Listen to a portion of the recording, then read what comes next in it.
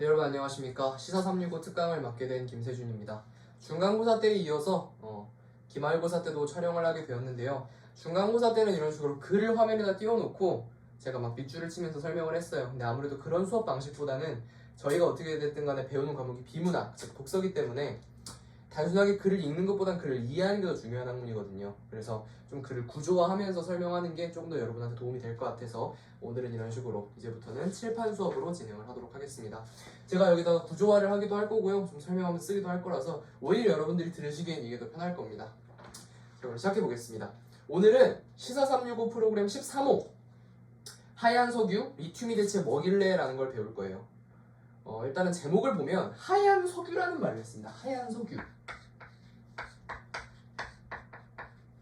이런 걸 일단 어떤 의미로 썼는지도 한번 생각을 해볼 필요가 있어요. 석유. 석유가 원래 무슨 뜻이죠? 모르는 사람 없겠죠? 석유가 원래 그 오일 아닐까? 오일. 이제 검은색이잖아요. 그죠? 원래 검은색이죠. 근데 왜 흰색이라고 했을까? 그러니까 석유가 아니라는 거예요. 쉽게 말하면 이게. 그래서 석유가 가지고 있는 특징을 우리가 좀 생각해 보면 됩니다. 석유가 어떤 특징을 갖고 있어요? 굉장히 귀중한 그런 자원 아닙니까?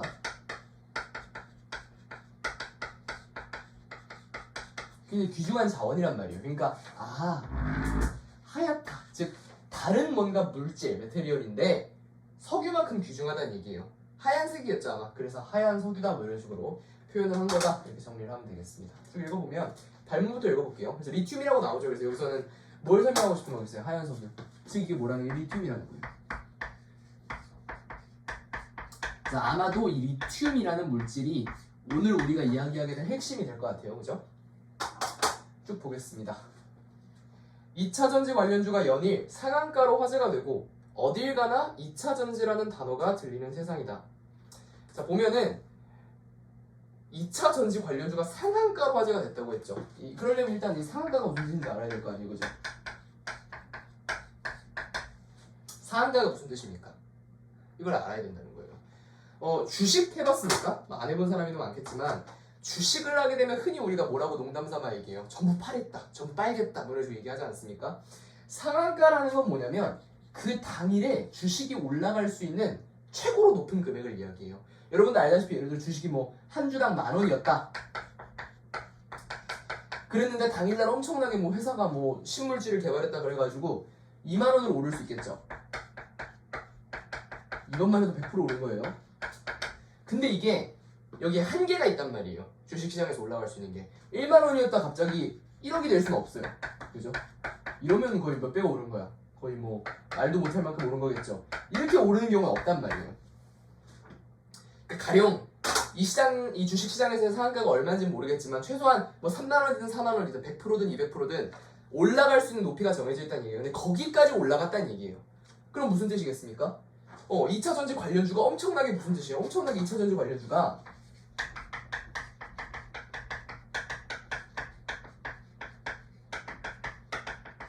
쉽게 말해서 오늘날 말로 하면 핫하다 이런 말입니다. 그쵸? 그런 걸로 시작하는 거예요. 자, 그 중에서도 리튬 이온 전지가 특히 각광받게 된 계기는 전기 자동차의 핵심 배터리로 사용되기 때문이다. 그러니까 이야기했지만 우리가 리튬에 대해서 오늘 이야기할 거라 그랬잖아요. 리튬이 뭐라 그랬어? 하얀 석유. 그만큼 귀중한 자원이다 이건데 왜 그런가 하고 봤더니 리튬이 뭘로 쓰인대요? 리튬 이온 배터리라는 것으로 쓰이는데 아마 이게 그렇게 가치가 있는 것 같아요. 리튬 이온 배터리라는 게. 오케이?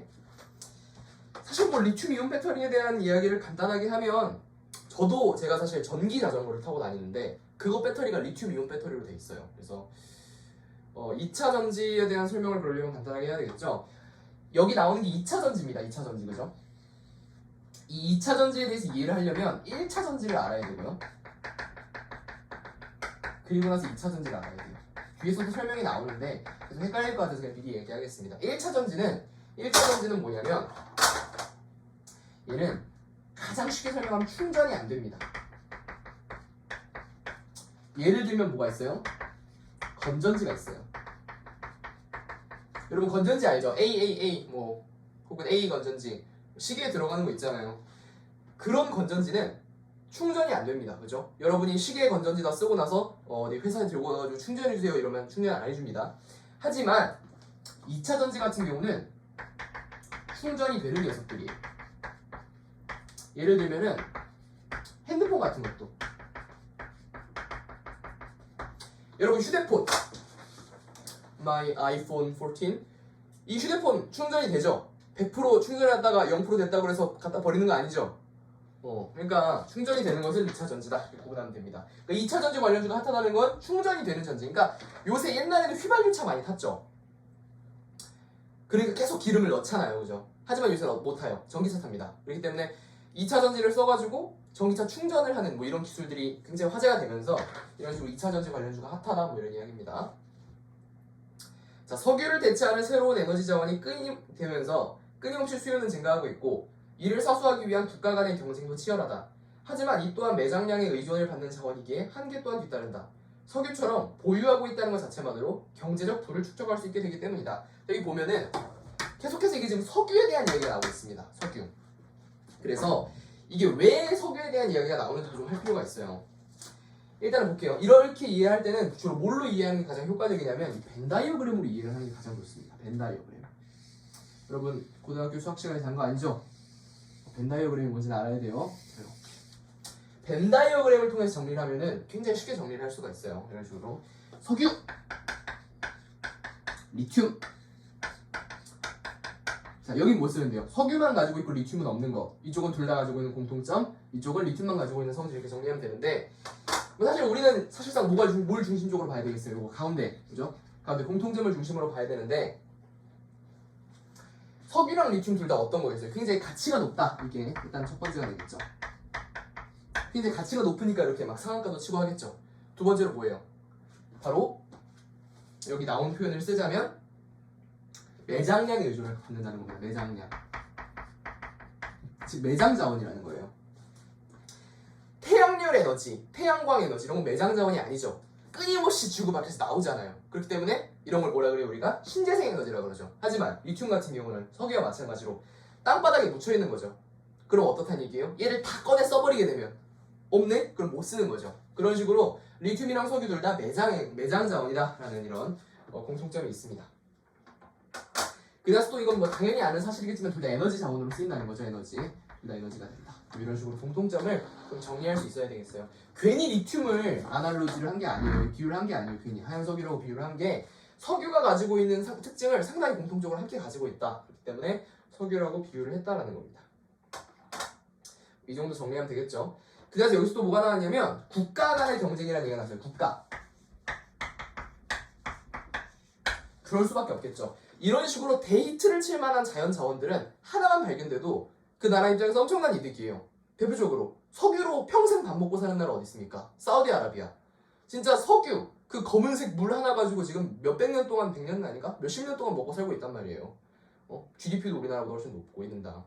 카타르 봐봐요. 그 코딱지만한 땅에서 어떻게 월드컵을 열었습니까? 다 천연가스 뭐 이런 자원들 때문인데 그렇기 때문에 이런 국가 입장에서는 이 자원을 차지하는 게 굉장히 국가 발전에 있어서 유리하겠죠. 그렇기 때문에 국가 간의 경쟁이 치열해진다라는 이야기입니다. 자, 다음으로 보겠습니다. 자, 리튬 여기 밑에 박스 쳐가지고 리튬에 대한 설명이 있어요. 원소 기호 Li 이런 걸 독서 시험에 내는 사람 없겠죠?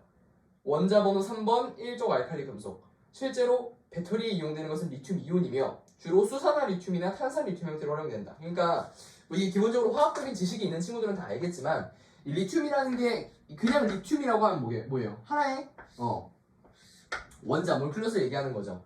근데 주로 배터리에 이용되는 건 뭐래요? Li 플러스 즉 전자를 하나 뺀 거겠죠. 그죠? 뭐 이런 식으로 사용된다면 이건 뭐 시험에 안 나오겠죠. 또 내가 저번에 산불구 안 나온다고 했다가 손에 장을 지진다 그래서 나올 수도 있어요. 갑자기 화학 문제가 나올 수도 있어요. 가능성은 있으니까 언제까지. 하지만 중요하진 않다라는 거죠. 리튬이온 전지. 리튬이온을 이용하여 충전과 방전을 반복하여 살 수 있는 2차 전지다. 이거 되게 좀 하고 싶은 얘기였는데 이게 편견이 있어요, 여러분들이. 무슨 편견이냐면 방전이란 말을 되게 안 좋게 여기는 사람들이 있어요. 충전. 좋죠. 핸드폰 충전한다. 근데 여러분이 핸드폰을 쓰면서 배터리가 닳는 거를 방전이라고 그러거든요. 충이 무슨 충자가 있어? 충전, 충족시키다, 뭐 충원하다 할 때 그 충이에요. 저는 전기할 때 전자일 거고, 방은 놓을 방자, 놓는다는 얘기예요. 이런 식으로. 방류, 광어, 우럭 같은 거 방류했다. 이 방이 그 방자라고요. 그렇기 때문에 이 방전이라는 게 뭔가 고장을 의미한다 이렇게 생각하면 절대 안 됩니다. 이런 착각을 할 수가 있어요. 왜냐면 이게 보통 좋지 않은 의미로 쓰잖아요. 야, 핸드폰 방전됐어 이러면 핸드폰 쓸 수 없는 상태 뭐 이렇게 생각하는 경우가 있는데, 그래서 방전이 고장이나 0%를 의미하는 게 아니에요. 핸드폰에 방전이 일어나고 있다. 그러니까 적어도 이 지문에서는 뭐 여러분들이 일상생활에서 그렇게 쓰는 건 뭐라 안 하겠지만 이 지문을 이해할 때는 핸드폰이 방전되고 있네, 이거는 핸드폰이 0%가 되는 이게 아니라고요. 핸드폰에 배터리가 사용되고 있네, 100%에서 줄어들고 있네, 이게 핵심인 겁니다. 그래서 절대 방전을 0%라고 생각하면 안 돼요. 아주 중요한 핵심의 내용입니다. 그러니까 여기 나오잖아요. 충전과 방전을 반복하여 사용할 수 있는 2차 전지이다. 그죠? 채웠다, 줄였다, 채웠다, 줄였다. 그죠? 2차 전지 중에서 에너지 용량 대비 무게가 가장 가벼워 휴대전화, 노트북, 컴퓨터 등의 휴대용 기기에 널리 사용되고 있다. 그렇죠? 그래서 여기서 잠깐 좀 지우고 제가 리튬의 특징에 대해서 간단하게 좀 정리를 해야 되겠다. 지워도 되겠죠?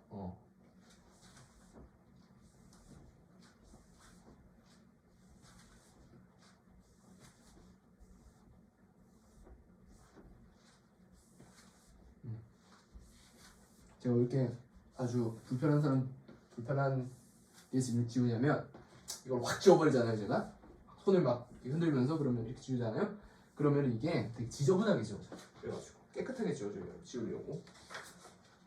자, 리튬에 대해서 이제 정리를 해보자고. 왜냐면 리튬이 이게 오늘 핵심 제재잖아요, 그죠? 리튬에 대해서 정리를 하면은 여기 뭐라고 나왔어요? 일단 뭐 리튬 이온 배터리 뭐 이 정도는 당연히 알아야 되겠죠. 뭐라 그랬어요? 왜 리튬이 중요한 거야? 뭐 햄버거 안에 넣어 먹으려고 이래서 리튬이 중요한 게 아니에요.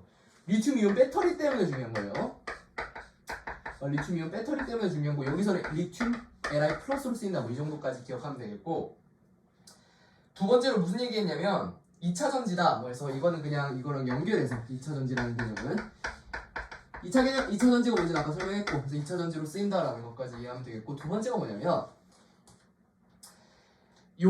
에너지 용량 대비 무게가 가장 가볍다는 거예요. 그래서 볼게요. 에너지 용량 대비, 집중합시다. 에너지 용량 대비 무게가 낮다는 겁니다. 그러니까 되게 중요한 얘기예요. 생각을 해봐요. 이게 가령 내 핸드폰이야. 내 핸드폰이 1년 동안 충전을 안 해도 될 정도로 용량이 커요.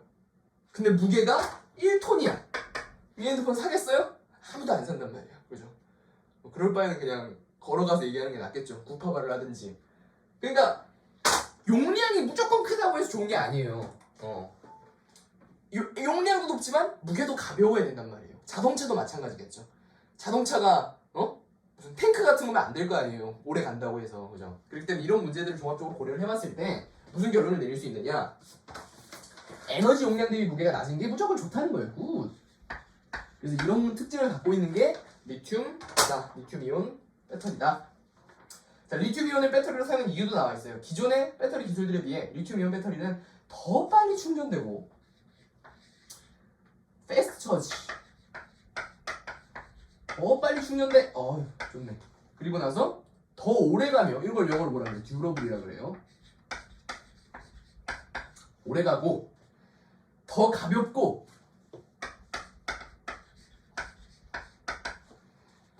출력 밀도는 높아 배터리 사용 시간이 길다. long use 이렇게 쓰고요. 영어로 쓰면 얼마나 간단해요. 다 쓸 수 있잖아. 빨리 충전되고 오래 가고 가볍고 오래 쓸 수 있다. 완전히 이 정도면 무슨 금상첨화지, 금상첨화. 그래서 요렇기 때문에 우리가 리튬이온 배터리 씁니다 라는 겁니다. 그래서 리튬에 대해서는 이 정도로 정리하면 됩니다. 그리고 나서 다음 볼게요. 이제 기사 1 들어갑니다. 그래서 여기서 리튬에 대한 추가적인 정보를 좀 더 쓸 게 있을 수 있으니까 4나 5까지 만들어 놓고, 이제 여기 위에서부터는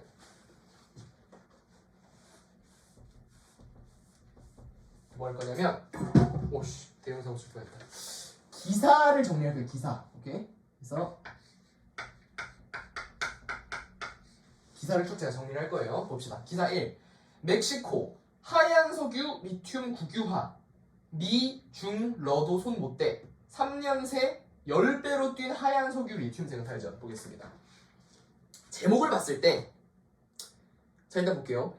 멕시코가 리튬을 국유화한대. 국유화.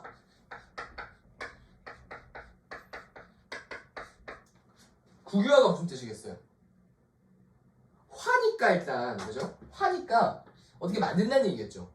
뭘로 만든다는 거예요? 나라가 소유하도록 만든다는 얘기예요. 그러니까 가령 이런 거야. 대표적인 내가 국유화의 예시를 하나 들어줄게요. 국유화의 예시. 미스터 선샤인을 봤습니까? 그 션샤인인 거 알죠? 선샤인이 아니에요. 미스터 션샤인이라는 드라마를 보면 쿠도히나라는 사람이 나옵니다. 쿠도히나가 김민정 씨가 연기하셨어요. 쿠도히나라는 아주 예쁘신 그런 사장님이 계시는데 이분이 빈관 사장이죠. 호텔 사장인데 호텔 사장님이에요. 이분이 호텔을 영업하고 있는데 사실 뭐 설명은 복잡해요. 근데 갑자기 일본군이 딱 들이닥칩니다. 그러더니 탕탕 총을 찍더니 뭐라 그래요? 지금부터 조선행 호텔이거든요. 이곳을 일본군의 숙소로 사용할 것이니 다 나가! 어떻게 한 거예요 지금?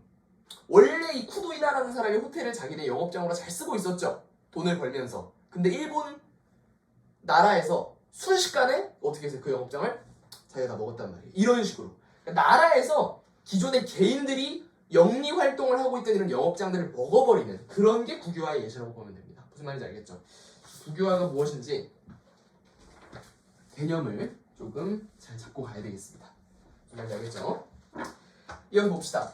리튬은 우리의 것, the lithium is ours 라는 안드레스 마누엘 로페스 오브라도르 멕시코 대통령의 외침은 1938년 석유 자원 국유화 당시 멕시코 정부가 내세운 석유는 우리 것이라는 구호를 연상시킨다.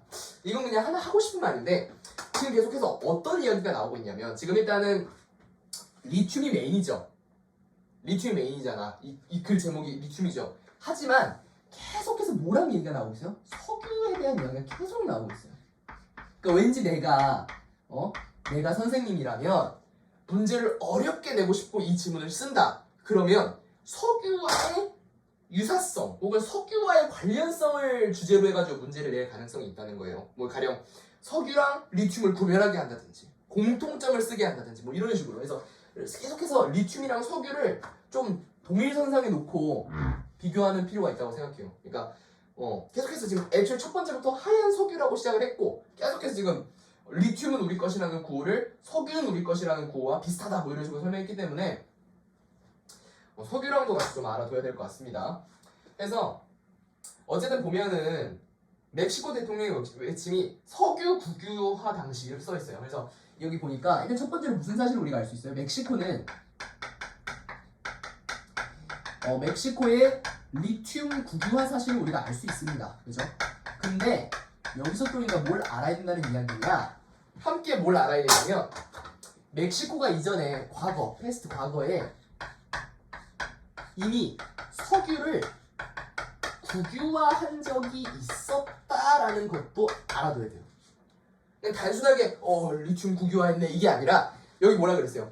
1938년 그죠? 1938년 당시에 이미 석유를 국유화한 이력이 있는 나라다. 이 정도를 좀 알고 있으면 좋겠죠. 지금 무슨 말인지 알겠죠, 그죠? 다른 데랑 비교되게 좀 다음 읽어볼게요. 세계 10위 리튬 매장국인 멕시코 정부가 리튬 국유화를 공포하고 시행에 들어갔다. 오케이. 그럼 또 우리 하나 뭐 정도 알 수 있어요? 멕시코가 그냥 뭐 저런 나라가 아니었네. 뭐래요? 리튬이 세계 10위래요. 그래서 리튬 매장량이 10위인 국가인 거예요. 오케이? 리튬 매장량 10위 국가예요.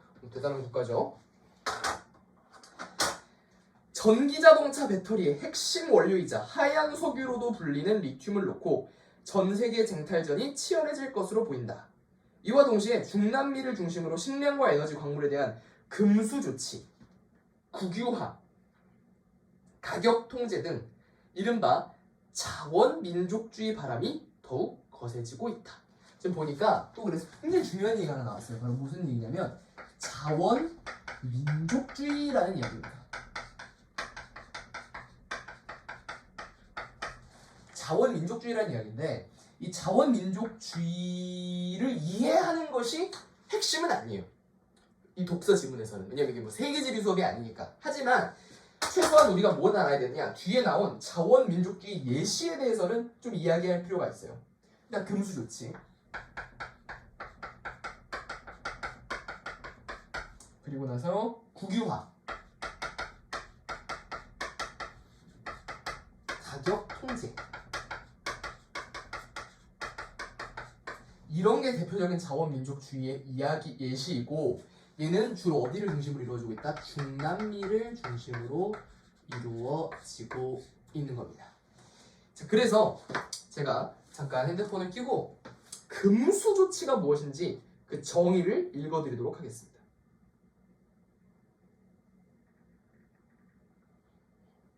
자, 금수 조치란 한 국가가 다른 특정 국가에 대해 직간접 교역, 투자, 금융거래 등 모든 부분의 경제 교류를 중단하는 조치라고 합니다. 오케이?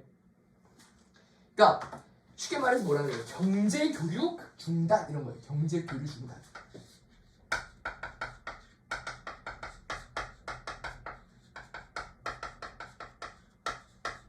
자, 지금 볼게요. 다 어떤 느낌이 들어요? 볼게요. 금수 조치. 야, 너 멕시코 한국이랑 멕시코 입장에서 야, 너 한국 우리랑 리튬 거래하지 마.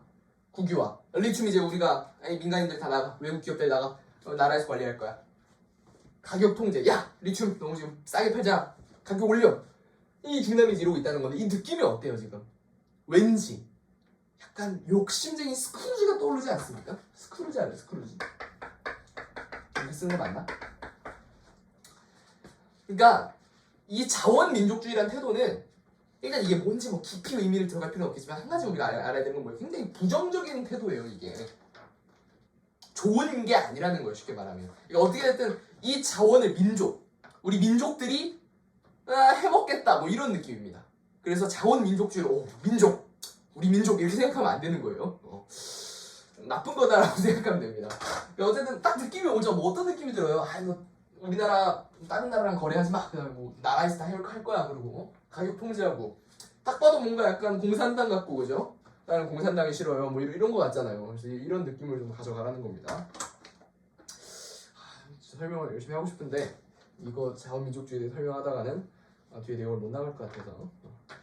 자, 이미 허가해줬던 리튬 채굴권까지 뺏기로 한 국가도 있다. 바로 아르헨티나 이야기다. 그죠? 그래서 아까 첫 번째로 멕시코 이야기를 했다면 두 번째로 무슨 얘기해야 되냐면 아르헨티나 이야기해야 됩니다. 아르헨티나. 메시의 고향이죠?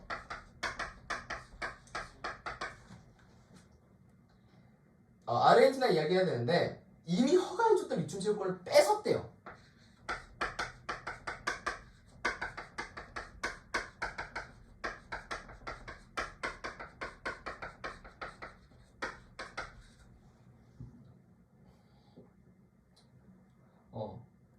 바로 아르헨티나인데 북서부 라리오하주에서 이미 승인해준 리튬 탐사 허가를 중단하는 법안이 공포됐으며 이 법이 관심지역으로 지정하고 있어서 앞으로 리튬 탐사 채굴 권한이 여기 모두 중지된다. 그러니까 얘도 사실 뭐의 예시겠어요? 리튬 채굴을 중지하라고 했어요. 누구한테 중지하라고 했을까? 나라한테 중지하라고 스스로 명령했을까? 아니겠죠. 민간 기업한테 이야기한 거예요. 중단하라고. 그러면서 이 중단하고 채굴 중단한 리튬들은 다 누가 먹을까? 아르헨티나 정부가 먹는 거예요. 정부가 먹는다는 게 뭐 비리 뭐 이런 얘기를 하는 게 아니라 어떻게든 간에 전부 뭐에 예시라는 거예요. 전부 국유화에 대한 사례라는 겁니다. 그래서 이런 것들. 자, 리튬이 귀해지다 보니 위와 같이 리튬 보유국들이 자원 지키기에 나선 것에 대하여 봅시다.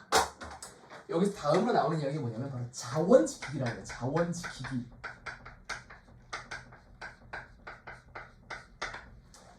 자원 지키기. 어떤 느낌인지 알겠죠?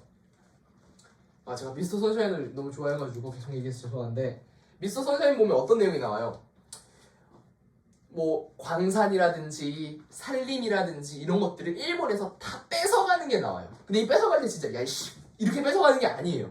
어떻게 뺏어가요? 아니야 1,000만 원 줄게. 이 가치 얼마다? 10억. 내가 1,000만 원 주고 가져. 이런 식으로 가져간단 말이에요. 그러니까 이런 식의 행태가 선진국이 개발도상국을 대상으로 굉장히 많이 나타납니다. 선진국이 우월하잖아요. 이런 말 하면 좀 너무 제국주의자 같지. 기술이 높잖아요. 그러니까 개발도상국 가서 뭐라 그러는 거예요? 우리 기술 높으니까 우리가 이 기술을 채굴해줄게. 우리가 수익 먹고 배분해줄게. 오케이. 이런 식으로 간단 말이에요. 근데 이렇게 되면 어떻게 될까? 이 나라에서 직접 이 자원을 다 개발하는 것보다 선진국의 손을 타게 되면 어쨌든 얘네들한테 돌아가는 돈이 있을 거 아니에요. 그러니까 이런 것들을 막기 위해서 어떻게 한다? 자원을 지킨다는 겁니다. 그런 개념이에요. 그래서 테슬라 대표 일론 머스크가 리튬 정제 사업을 두고 돈 찍어내는 면허라고 볼면 소리를 합니다. 우리 일론 머스크 씨께서 뭐라 그랬냐면 이게 이런 말이 나옵니다. 리튬은 돈 찍어내는 면허다.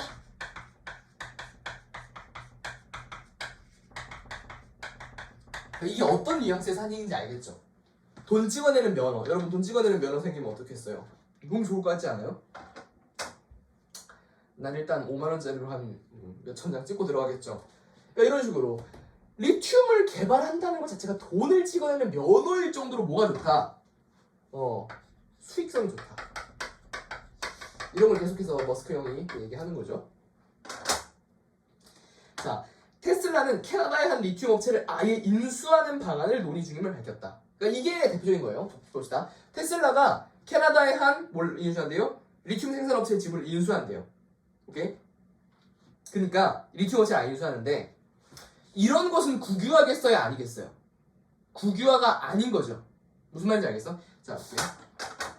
그러니까 지금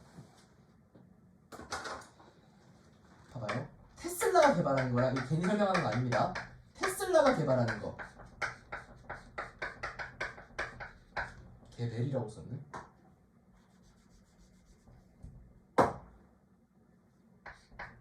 테슬라가 개발하는 거랑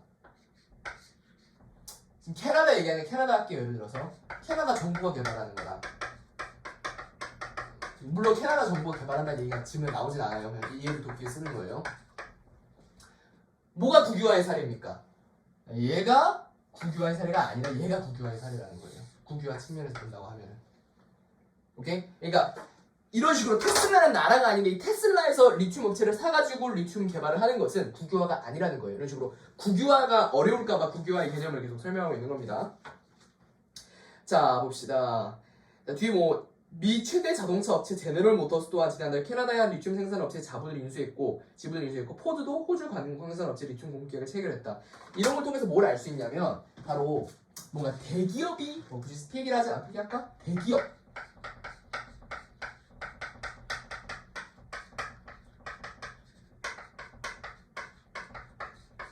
이런 걸 볼 수 있는 거예요. 대기업이 움직인다 이런 걸 볼 수 있는 겁니다. 얘네들이 대기업이 막 움직이지 않아요. 무슨 말인지 압니까? 이 리튬 회사 얼마나 하겠어요? 한 100만 원 하겠어요? 훨씬 비쌀 거 아니에요.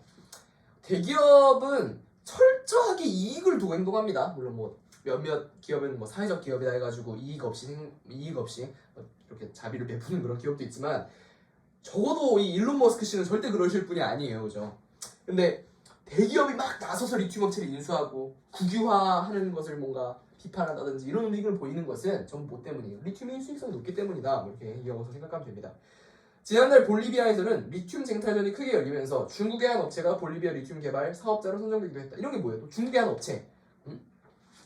여기서 좀 플러스로 뭘 알아야 되냐면 나라와의 협업도 있다는 거예요.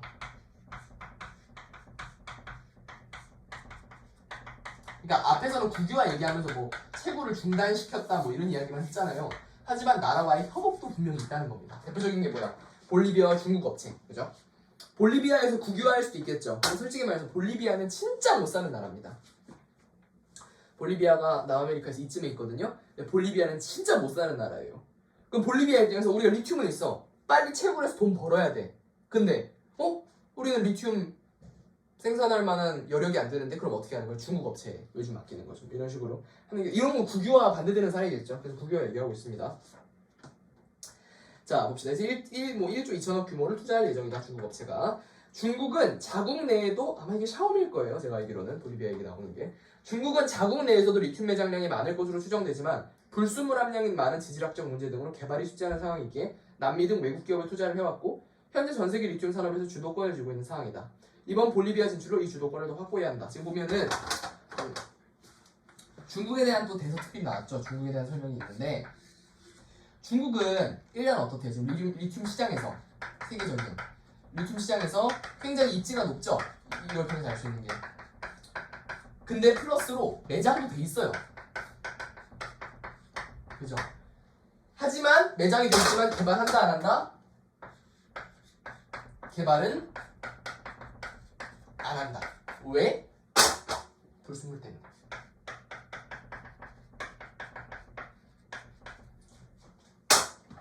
즉 이런 거예요. 어떤 비유를 하면 되냐면 내가 취미로 이상한 취미죠. 우럭을 기르고 있어요. 이상한 취미를 갖고 있는 거죠. 취미로 우럭을 기르고 있단 말이야. 근데 회는 어디서 먹어요? 수산시장 가서 사 먹는 거예요. 왜? 너 우럭 키우잖아. 우럭 집에 몇 마리씩 있는데 왜 수산시장 가서 우럭을 먹어? 네 집에 사 먹지. 우럭이 병들었어요. 그럼 이 우럭은 못 먹겠죠. 맛이 없으니까. 그래서 집에 우럭이 많이 있지만 살아있는 그걸 회쳐 먹는 게 아니라 노량진에 가서 회쳐 먹는 거죠. 이런 것처럼 중국도 리튬이 있어요. 자국에. 그 땅덩어리가 큰 없겠습니까? 있는데 그거를 개발하기에는 불순물도 많고 뭔가 돈이 안 되겠죠. 그러니까 차라리 난 다른 나라에 투자해서 다른 나라의 리튬을 먹겠다 이런 느낌인 거예요. 다른 나라에서 리튬 사업을 해서 그걸로 돈을 버는 게 이득이다라고 판단하기 때문에 중국은 자국 내에 리튬을 개발을 안 하는 겁니다. 그래서 이러한 중국이 어떻게 하고 있다 그랬어요. 마지막에 이 주도권을 더 확고히 하면서 이렇게 딱 잠식하잖아요. 근데 이런 것 때문에 뭐 하는 거예요? 바로 국유화하는 겁니다. 그죠? 이런 것 때문에 다른 나라에서 국유화하는 거예요. 어쨌든 무슨 이야기인지 알겠죠?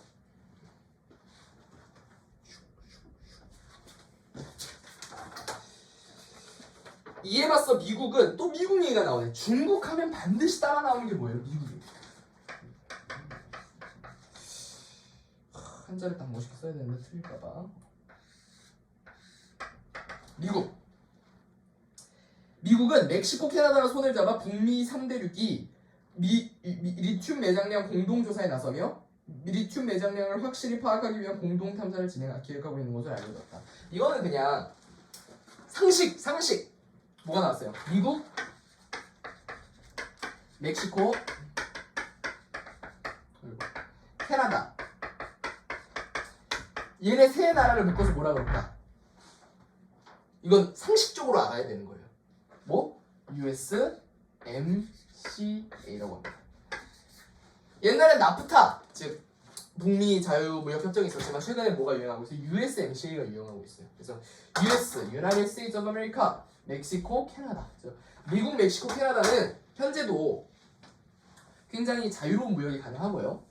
굉장히 자유로운 무역이 일단 가능한 상태고 굉장히 경제적인 협력도 많이 합니다. 그래서 그냥 미국, 멕시코, 캐나다 하나를 묶어서 USMCA라고 판정할게요.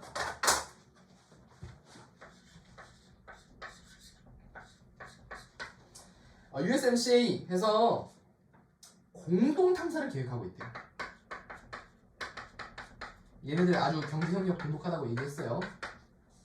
공동 탐사를 계획하고 있고 북미 지역이 남미 지역보다 리튬 매장량은 적겠지만 이것도 굉장히 중요한 힌트입니다. 북미 지역이 남미 지역보다 리튬 매장량이 적대요. 질적으로는 더 나을 수 있다고 기대하는데 근데 질은 어떻대요? 질이면 이쪽이 있다.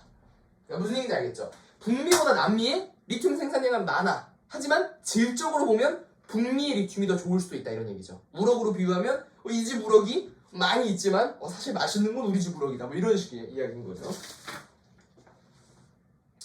자, 미국은 자국 내에서 리튬을 채굴 하는 외국 업체도 적극적으로 지원하고 있으며 그러니까 이거는 무슨 말이에요? 미국은 국유화를 한다는 얘기 안 한다는 얘기 안 한다는 얘기죠. 완전히 대비되지 않아요? 아르헨티나는 어떻게 했다고? 리튬 채굴권 다른 나라에서 리튬 채굴을 하더니 안 돼!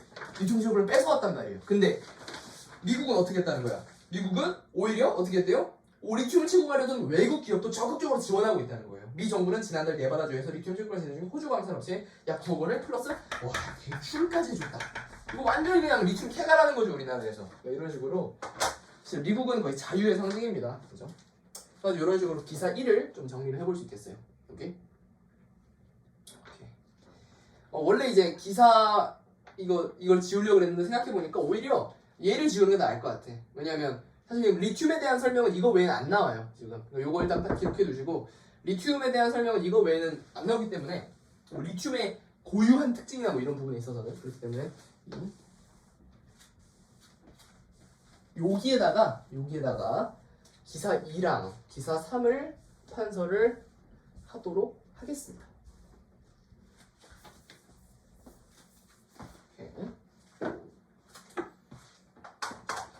자, 이해되죠? 무슨 이야기인지? 보이나? 판서가 여기까지? 판서 여기까지 보이죠? 다음 기사 2. 이야.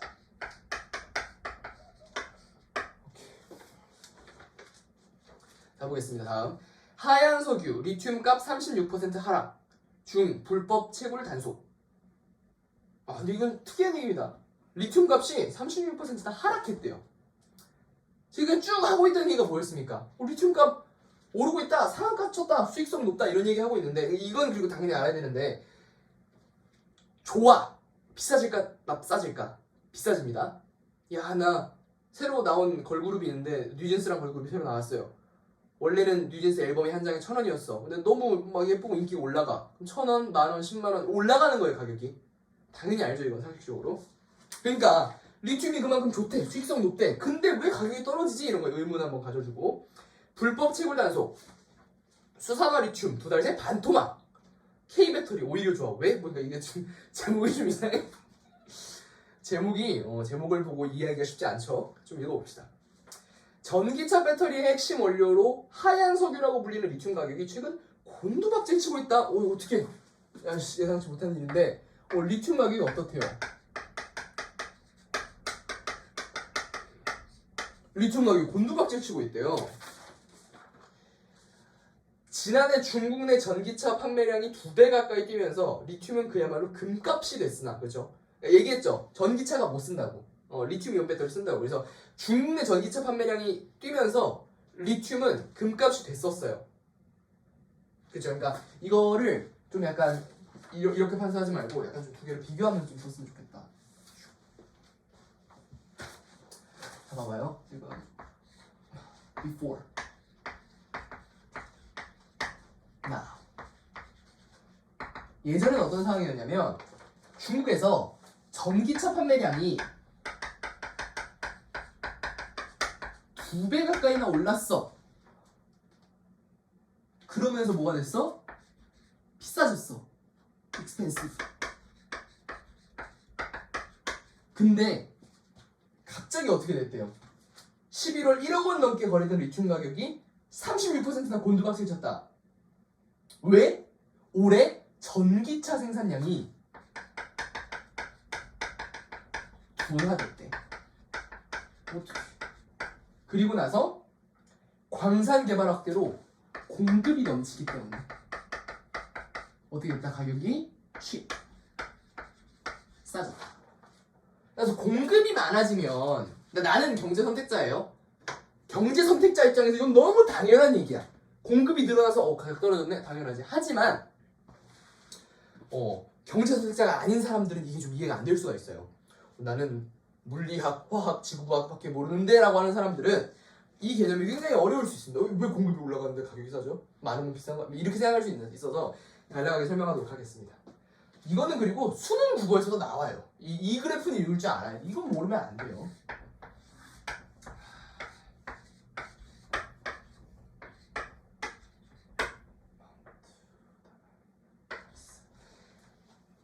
생각을 해봐. 자, 내 눈에 띄는 게 뭐가 있어? 다움 오렌지 주스에다가 적읍시다. 이게 장인이 만드는 거예요. 예를 들어서 있게 따온 오렌지 주스를 김세준이라는 장인이 만들어요. 이거는 하루에 10병밖에 못 만들어.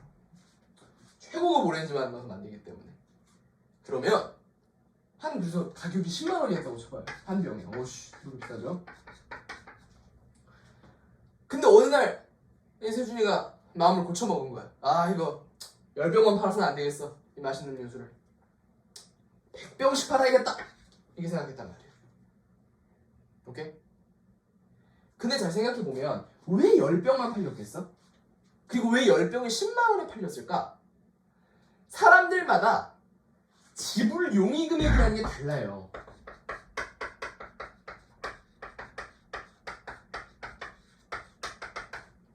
지금 무슨 말인지 아닙니까? 지불 용의 금액이 다르다고. 어떤 사람은 진짜 오렌지를 너무 좋아서 미친 사람은 이거를 10만 원에 산다고요. 근데 일반인은 야 미쳤어 10만 원 아휴 이런 생각을 갖고 아니 난 5만 원이면 사. 근데 10만 원은 죽어도 안 사. 이렇게 생각하는 사람이 있을 수 있단 말이에요. 사람마다 지불 용의 금액이라는 게 다르다고. 그렇기 때문에 그 가격대에서 거래가 이루어지는 거예요. 근데 만약에 어우씨 나 다 튀는데? 이 오렌지 주스가 100개가 됐다고 치면은 10만 원에 살려는 사람들은 다 이걸 샀죠? 그러면 봐봐 10만 원에 살려는 사람이 10명이었어 100개 있어 그럼 일단 10만 원을 다 팔았겠지. 더 이상 10만 원이라고 하면 10명밖에 안 사. 그럼 90개 남잖아. 이 90개 어떻게 할 거야? 버릴 거야? 안 되겠죠. 어떻게 한다는 거야? 10만 원에 파니까 10명밖에 안 사네? 그러면 9만 원에 팔면 9만 원까지 살려는 사람, 10만 원까지 살려는 사람 다 살 거 아니야. 20명이 팔아. 20명이 사. 그런데도 80개 남잖아. 에이씨. 3만 원. 그럼 100명이 산단 말이야. 이런 식으로 가격을 맞추는 거예요. 이해가 되죠? 이 오렌지 주스 하나를 팔 때 처음에 10만 원을 던졌다가 쉽게 생각하면 남네? 좀 더 싸게 딱딱 다 팔았다 좀 더 싸게? 그러면 오히려 사람들이 더 사고 싶은 사람이 많네. 이쪽 이런 식으로 결정한단 말이에요. 가격을 이런 관계로 가격 결정돼. 그렇다면 공급이 늘어났을 때 왜 싸지는지 이해가 되죠? 공급이 늘어났다는 건 그냥 세준이가 오렌지 주스를 많이 생산했다는 얘기랑 똑같은 얘기예요. 리튬이 많아지니까 그만큼 어떻게 된다? 가격이 싸진다. 무슨 말인지 알겠죠? 간단한 경제학적인 상식에 대한 이야기였습니다. 경제학적인 상식. 이거는 커먼 센스입니다. 커먼 센스. 이걸 모르면 안 돼요. 알겠죠? 그래서 그냥 공급, 수요 뭐 이런 얘기들은 자연스럽게 뭐랑 연결지을 줄 알아야 되면 가격이라는 거랑 연결지을 줄 알아야 돼요. 자 봅시다. 그래서 어쨌든 이러한 원인들로 인해서 어떻게 됐다? 리튬 가격이 싸졌다. 이에 중국은 자국 배터리 산업을 보호하기 위해 불법 채굴을 단속하는 등 가격 조절에 나섰다. 그러니까 여기서 중국이 또 자국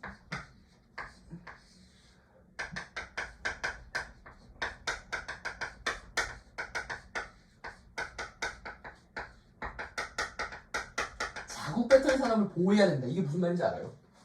그러니까 이런 거야. 봐봐요. 지금 어떻게 되고 있어요? 리튬이 싸지고 있지. 오렌지 주스가 리튬이라고 해볼게. 오렌지 주스를 비싸게 파는 게 나한테 이득이겠습니까? 싸게 파는 게 이득이겠습니까?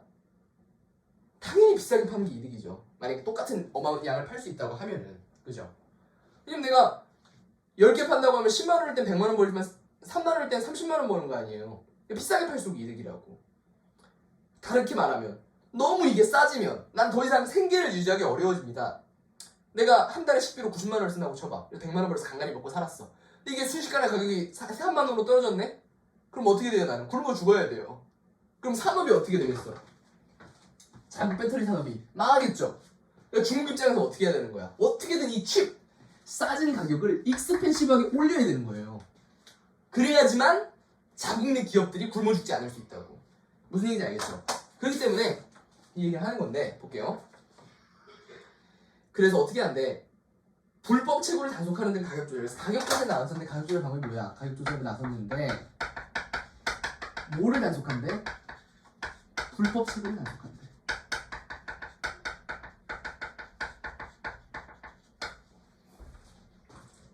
아까 내가 이야기한 개념에서 파생해서 생각을 해보면 그런 거예요. 내가 아까 얘기했지. 공급이 적을수록, 즉 시장에 풀려있는 양이 적을수록 비싸다고. 자유시장이라면 양이 적을수록 비싸고 양이 많을수록 싸다. 이게 이해됐죠? 여기까지는. 그 개념에서 이어서 생각을 해보면 이런 거야. 학원 다녀봤죠, 여러분 다. 이 불법 채굴이 왜 가격 조절에 있어서 필요한 이야기냐면, 여러분 학원에서 센 알죠? 센. 수학.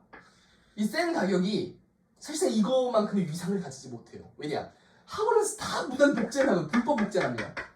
여러분들 학원에서 프린트 같은 거 나눠주잖아요. 복사해가지고 다 불법이에요. 그거 원래 다 감옥 가야 돼. 근데 그냥 감옥 안 가는데 불법 복제한단 말이야. 이렇게 되면 어떻게 돼요? 불법 채굴이랑 똑같은 거야. 리튬은 원래 가령 10톤만 생산이 돼야 돼. 근데 눈치 보면서 막 지하에서 막 채굴하고 있는 거예요. 200톤씩. 그럼 어떻게 되겠어? 시장에 공급되는 양이 엄청나게 늘어나겠죠. 마치 쌤이 복제되는 것처럼. 그럼 어떻게 돼요? 이게 이 거대한 공급이 가격을 떨어뜨리겠죠. 그럼 어떻게 된다고? 중국 자국 사업은 굶어 죽는다고. 그걸 막기 위해서 어떻게 해야 돼? 야, 너 이 불법 채굴 안에 사형, 교수형, 총살 이렇게 해서 불법 채굴을 못하게 해서 특정 양만 계속 생산되게 하는 거지. 그럼 어떻게 되겠어? 가격이 유지되고 높아지고 뭐 이런 식으로 조정이 되는 거예요. 그 얘기입니다. 많이 알겠죠? 자, 봅시다. 리튬 과잉 생산으로 배터리 생산마저 흔들릴 것 같고, 이게 그러니까 이 불법 채굴이라는 건 뭐랑 연결시키면 된다? 과잉 생산이랑 연결시키면 됩니다. 중국이 가격을 끌어올리게 나섰다는 말이다. 그래서 가격 조절에서 여기서 가격 조절이라고 말하는 가격 낮춘다는 얘기 절대 아니겠죠. 가격 어떻게 한다는 얘기죠? 가격을 높이겠다는 얘기겠죠. 우리 정부가 2030년까지 리튬 등 핵심 광물 중국 의존도를 50%로 낮추겠다고 밝힌 배경이기도 하다. 이게 너무 어려워요, 사실. 이게 절대 쉬운 얘기가 아니에요. 그래서 우리 정부,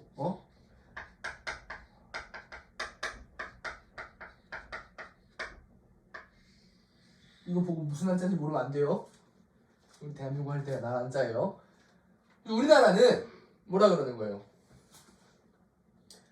광물의 중국 의존도를 낮추겠다. 그래서 이것 때문에 뭐였대? 이게 reason, 이게 원인이 돼가지고 결과가 뭐냐면, 야, 우리 어떻게 하겠다?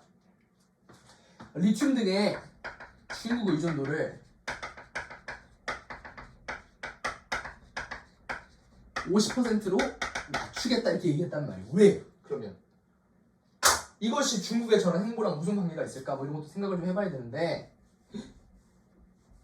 왜 뭐가 관련이 있을까? 여러분 생각을 해봐요. 중국은 우리나라가 아니잖아요, 그죠? 타국이죠. 우리가 타국에서 물건을 들여온다고 하면은 우리나라 입장에서는 뭐 남은 굶어 죽든지 말든지라는 생각이라면 무조건 싸게 사오는 게 낫겠죠. 그래서 그게 자연스러운 흐름이잖아. 많이 채굴돼서 싸진 거 아니야. 그래서 우린 이득 보고 있는 거고. 그런 상황에서 중국 정부가 야, 채굴하지 마. 가격 올려야 돼. 이러면 우리 입장에서는 매기려고 하는 것처럼밖에 안 보이겠죠. 쉽게 뭐 이렇게 말하면 그런 거고. 단순하게 얘기하면 가격을 높이니까 우리나라 안 사겠다는 거예요. 가격이 높아지면 우리나라 기업에서는 오히려 피해를 볼 거 아닙니까? 그죠? 똑같은 양을 100만 원을 사오다가 하루아침에 1000만 원이 돼. 그럼 우리나라 기업 나만 나겠습니까? 그러니까 그런 취지에서 이렇게 올린다? 그럼 우린 중국가 안 사 이렇게 되는 겁니다. 그렇기 때문에 우리가 어떻게 하는 거예요? 중국 의존도를 낮추겠다라고 이야기하는 거예요. 자, 국내 배터리 업계는 이번 가격 하락을 실적 개선의 기회가 될 것으로 내다봤다. 일시적인 손익 영향은 있겠지만 분기, 연간 단위로 볼 때는 수익성에 미치는 영향은 제한적이다. 그러니까 이번 가격 하락을 오히려 뭐라고 했어요? 실적 개선의 기회가 될 것으로 내다봤다. 근데 또 국내 배터리 업계는 국내 배터리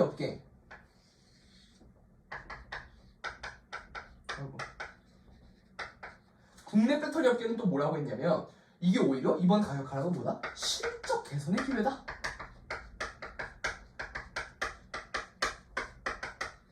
이런 말을 했습니다. 왜? 일시적인 손익 영향은 있겠지만 분기 연간 단위로 볼 때 수익성에 미치는 영향이 안 되죠. 이게 수익성에 미치는 영향이 어떻대? 제한적이다.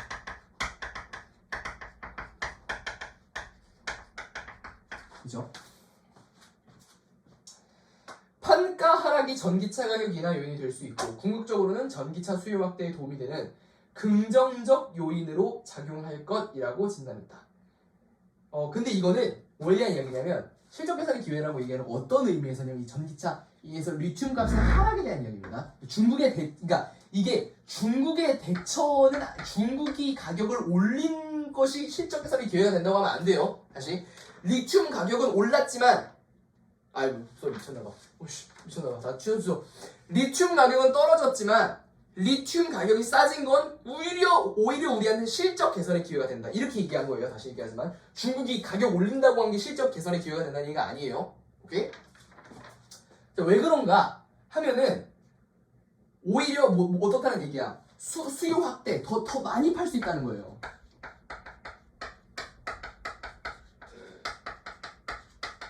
많이 팔 수 있는지. 그러니까 단순하게 어이씨야 우리 리튬 이온 배터리를 먹고 살았는데 리튬 가격이 떨어져. 그럼 자연스럽게 배터리 가격도 떨어지겠죠. 자동차 가격도 떨어지겠죠. 야 이러면 우리 굶어 죽는 거 아니야가 아니라는 거죠. 오히려 떨어진 리튬 가격으로 인해서 저렴해진 리튬 자동차는 국제시장에서 경쟁력을 갖게 된다는 거예요. 다른 해외 제품들 차가 1억 원에 팔리고 있을 때 우리는 리튬 배터리 가격이 떨어져서 싸게 7천만 원에 팔 수 있다는 거죠. 그래서 우리는 오히려 이런 것으로 인해서 많이 팔아서 오히려 어떻다? 오히려 수익을 올릴 수 있다. 이런 이야기입니다. 무슨 말인지 알겠죠? 자, 중국과의 가격 경쟁력 격차를 좁히고 생산량을 늘려 매출을 크게 확대할 수 있어서다. 수산 리튬 가격은 K배터리 중국 의존도 완화에도 긍정적인 영향을 미칠 것이다. 한국무역협회 통계에 따르면 수산화 리튬 수익은 21억 6천만 달러로 전년 동기 대비 490% 증가했다. 이 중 중국 비중은 90%에 달한다. 중국 무역 적자를 키우는 요인으로 지목된다. 전 세계 리튬 가공 분야에서 중국 점유율은 11% 수준이다. 여기서 보면 중국과의 가격 경쟁력 격차를 좁힌다. 생산량을 늘려 매출을 크게 확대할 수 있어서다. 그래서 여기서 중국과의 가격 경쟁력에 대한 얘기가 나왔는데 여기서 가격 경쟁력은 뭐에 대한 가격 경쟁력이냐면 이거는 자동차입니다. 전기차. 그러니까 전기차를 중국에서 우리나라 리튬 대부분 수입하죠. 리튬 가격 떨어지고 있죠. 중국에서 전기차를 싸게 판단 말이에요.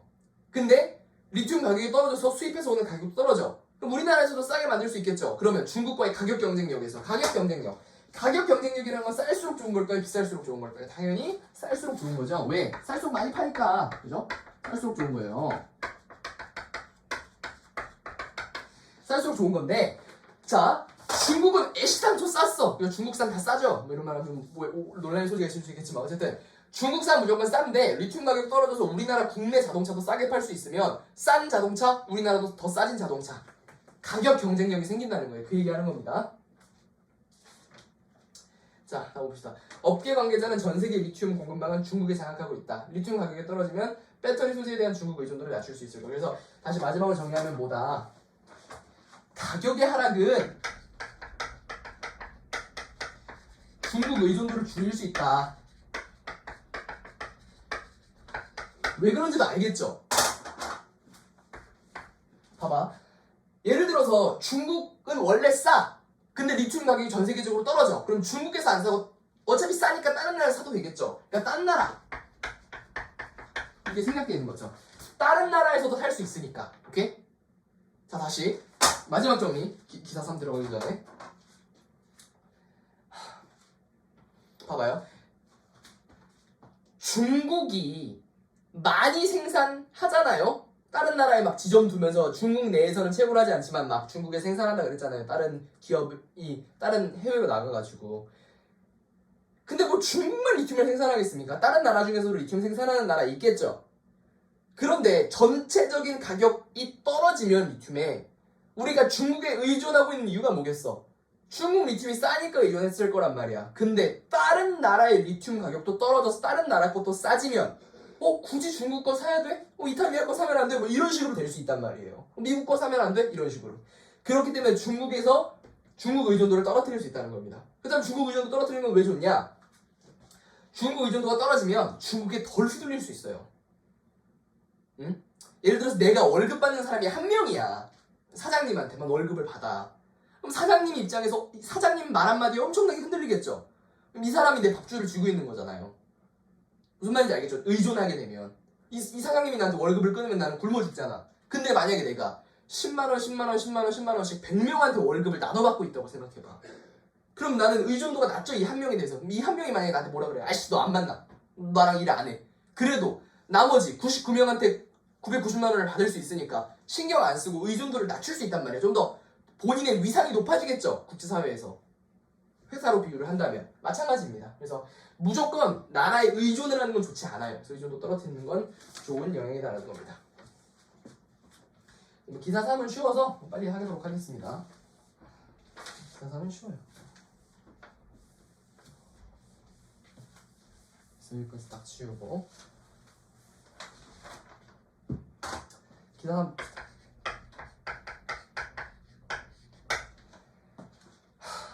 제3인데 자, 미래 산업에 쓰는 리튬, 철강 포스코, 아르헨티나의 호주 상사역. 그다음에 이거 그냥 얘기하면 산업의 쌀이란 말 들어봤습니까?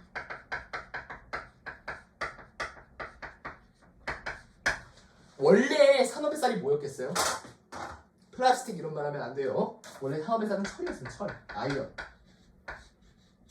지금 어디로 갔다는 얘기야? 리튬으로 갔다는 얘기입니다. 네, 이거는 물론 뭐 절대적인 이야기는 아니겠죠. 비교를 불가하겠지만 어쨌든 얘기하는 거예요. 왜 쌀인지는 알겠죠? 한국인들이 뭐 먹어요? 마라탕 먹어요? 쌀 먹잖아요. 쌀. 그러니까 쌀을 먹고 힘을 내다. 그래서 철이야. 철이 그만큼 산업에 있어서 중요한 위치를 가졌다는 얘기인데 그게 리튬으로 가는 추세다라는 겁니다. 그래서 봅시다. 국내에서 10여 년 전부터 리튬 사업에 뛰어난 회사가 있다. 바로 포스코홀딩스다. 이 회사가 3천억 원을 투자해 인수한 아르헨티나 옴브레 무에트로 리튬 염호는 향후 수십조 원의 누적 영업이익을 달성할 것으로 평가된다. 당시 톤당 15,000달러의 리튬 가격이 7만 달러로 급등했기 때문에 넣었고요. 원래 포스코 뭐 최강 산업인 거 알죠? 포스코에서 어떻게 했다는 거야? 호수, 아르헨티나에 호수를 인수했다는 겁니다. 근데 최근에 어떻게 됐어요? 리튬 가격이 급등했죠. 그럼 이득을 본다는 얘기겠죠. 그런 식으로 정리하면 돼요. 포스코는 현지 데모 시험 공장 가동을 성공적으로 마무리하고 2024년 상반기 양산을 목표로 지난 3월 상용화 공장 착공에 돌입했다. 매년 25,000만 톤의 수산화 리튬을 생산할 계획이다. 그래서 얘는 지금 뭐 생산하는 거예요? 얘는 수산화 리튬 생산하는 겁니다.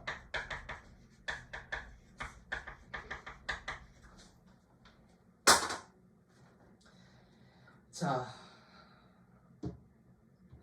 전기차 약 60만 대를 만들 수 있는 양이다. 2011년부터 리튬 사업에 참여한 구본웅 포스코홀딩스 친환경 미래소재팀 2차 전지 소재 지난 5일 한겨레와 만나 처음부터 리튬 영호를 유전했던 아닌 것은 아니었다라고 밝혔다. 포스코가 산업의 쌀, 철강 얘기했죠. 리튬을 미래의 쌀로 점치는 건 2010년이다. 그래서 굉장히 지금 2010년에 뭔가 인시던트가 일어난 거예요.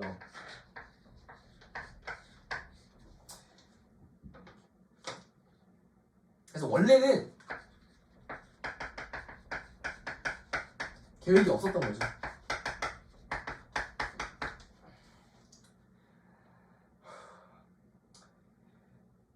리튬이 전기차 배터리의 핵심 소재로 주목받을 것이라는 전망을 토대로 기술 개발에 도입했다. 리튬 원료는 영호를 소유한 업체들한테서 공급받을 생각이었다. 볼게요. 그래서 원래는 내가 이거를 그러면 이렇게 표시해볼게. 가령 봐봐. 처음에는 포스코홀딩스가 어떤 입장이었다는 거예요. 처음에는 어떤 생각이었냐면 리튬을 산업의 쌀로 점 찍었어. 왜? 전기차 때문에. 전기자동차 배터리에 핵심 소재로 들어간다는 이야기를 들었겠지. 그러니까 산업의 쌀로 점 찍었어. 두 번째, 원래 리튬 영호를 소유한 업체들에게서 공급받을 생각이었다. 원래는 어떤 생각이었냐면 리튬을 염호를 소유한 업체들로부터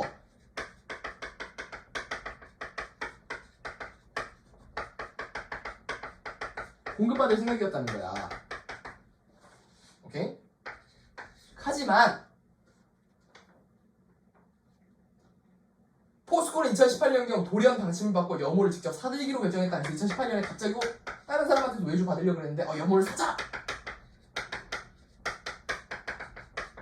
이자 바꿨죠. 2015년에서 2017년 계약을 맺으려던 광산업자들이 돌연 중국 업체와 손을 잡게 됩니다. 왜? 기존의 염무 업체들이 어떻게 했다? 중국의 손을 잡으면서 어떻게 한 거예요? 변절한 거죠. 변절. 대신한 거 대신. 구 리더는 리튬 사업을 진행하면서 가장 힘들었을 때였다. 당시 리튬 가격이 크게 올랐다. 그러자 염무값을 비싸게 매겨 빠르게 팔아버리던 광산업계가 비싼 값을 쳐주겠다는 중국 업체들에게 광산을 넘겨버렸다. 무슨 이야기인지 알겠죠? 가뜩이나 리튬값 오르니까 중국 업체들이 어마어마한 자본을 바탕으로 해가지고 야 우리한테 팔아 이렇게 했다는 겁니다. 리튬의 중요성을 인식한 경영진도 빠르게 의사결정 봅시다. 이후 동료들과 발품을 팔며 전세계를 직접 둘러본 끝에 2018년 8월 아르헨티나 영어를 인수했다. 리튬의 중요성을 인식한 경영진도 빠른 의사. 자 봅시다. 이거 왜 영어 사자였어요? 리튬의 중요성을 인식한 거죠. 이거 안 사고는 안 되겠다. 무조건 사야 되겠다. 2차 전지 소재 사업 추진단의 목표는 전 세계 최고 리튬 회사 자리에 포스코 이름을 올리려는 것이다. 2년여 뒤 상용화 공장이 가동되면 전 세계 5위로 올라선다. 오케이, 뭐까지. 그래서 근데 쾌거를 달성했죠. 뭐 전 세계 5위까지. 지금 볼리비아 멕시코가 10위였는데 전 세계 5위까지 올라간다. 염호를 계속 찾고 있다. 영토를 확장한다. 3대 리튬 3도. 그래서 크게는 3대 리튬 제조 기업까지 들어가겠다. 이런 포부까지 이렇게 했습니다. 오케이. 이렇게 해가지고 내용은 다 끝났고 한번 보면은 학생활동 보면 뭐 리튬 정책에 대해 논해라. 이거는 그냥 제가 아르헨티나 뭐 멕시코 다 써줬으니까 그거 보면 되겠고 우리나라 배터리 경쟁을 키우는 방법 뭐 이건 필요 없겠죠. 그래서 뭐 딱히 막 학생활동은 중요한 거 없었고 이런 식으로 내용 정리하는 게 중요했고 이 지문이 시험에 나온다. 어디서 나오고 있어? 첫 번째 세 가지 포인트 짚어볼게요. 첫 번째 멕시코, 아르헨티나, 미국 이런 식으로 나라별로의 정책을 비교할 수 있어야 돼. 어느 나라는 국유화하려고 하고 어느 나라는 미국처럼 다른 해외 업체들 불러서 외주 맡기고 뭐 이런 식으로 나라별로 차이점을 알아야 되고요. 그래서 리튬의 특징 아까 이거 지우기 전에 써줬던 거 그거 반드시 알아야 됩니다. 리튬은 어떤 특징을 갖고 있는가? 왜 리튬 배터리 쓰는가? 왜? 이런 식으로 해야 됩니다. 그 다음에 우리나라와 중국의 이게 제일 중요해요. 이게 제일 어려운 부분이에요. 우리나라랑 중국의 리튬 관계. 우리나라는 중국의 의존도가 높았어. 근데 가격 떨어졌네? 왜 가격 떨어졌어? 이런 이유 때문에. 그래서 우리나라 어떤 전략 취하고 있어? 하지만 가격 떨어진 게 우리나라 입장에선 좋아. 왜? 이런 식으로 인과관계를 다 설명할 수 있어야 돼. 그러니까 복습할 때는 이 부분을 복습해야 돼요. 다른 부분은 그냥 시험 보면 찾아 읽으면 되고 이 부분이 헷갈리는 게 이 부분 복습하라고. 제가 막 설명했죠. 막 그리면서 막 그 오렌지 주스 얘기하고 뭐 이런 식으로 해가지고 리튬 가격의 변화와 한중 관계 이거 굉장히 중요합니다. 이 부분 잘 공부해야 되고요. 마지막에 뭐 기사 3은 그냥 간단하게 우리나라 포스코에 대한 얘기인데 이건 시험에 나올 가능성이 좀 적고 아무래도 윗부분 자 한중 관계와 리튬 가격 쓸데가 없네. 한중 관계와 리튬 가격 이 머릿속에 기억하세요. 뭐라고? 한국과 중국의 관계와 리튬 가격의 관련성 이것만 이 글 읽으면서 킬러로 나온다면 그 부분만 체크하면 됩니다. 알겠죠? 오케이 열심히 했는데 오늘 잘 복습하길 바라겠습니다. 아무래도 좀 쉬운 주제는 아니에요. 왜 쉬운 주제가 아니야? 리튬만 놓고 보면 쉬운 주제지만 그게 아니라 그 이면에 담겨있는 이런 가격 정책이라든지 이런 거 보면은 쉬운 주제는 아니었습니다. 오늘은 여기까지 하겠고요. 다음에 14호로 돌아오도록 하겠습니다. 마무리하도록 하겠습니다. 감사합니다.